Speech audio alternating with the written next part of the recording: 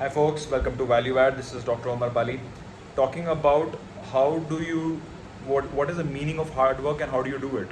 So when you're going to look at specifically the word hard work, is it sounds like okay, you have to go through tremendous amount of pain. Well, the pain will come, but that is not done with a sense of you hating it. You are enjoying the pain, so to speak. But then let's get to practically what happens. So first of all, you have your goal, you know what is needed to achieve that goal. You decide, okay, I'm going to take certain steps, and then because you've taken a decision to do those actions based on that goal, you even if you don't feel like it, you go do it. It's those moments of pain, because to another person that may not be painful, but for you in that moment it takes something to just push yourself to do that action, because you're probably tempted to do something else, or you just want to relax.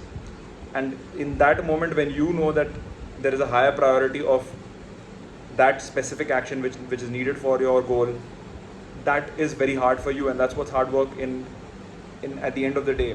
It doesn't have to mean that you put in 12 out of 14 hours, because there is a certain priority that you have to put towards things. So you have to also keep that in mind.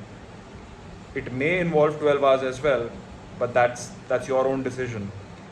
So you want to also realize that there's something called burnout, and you don't want to go into the other extreme as well.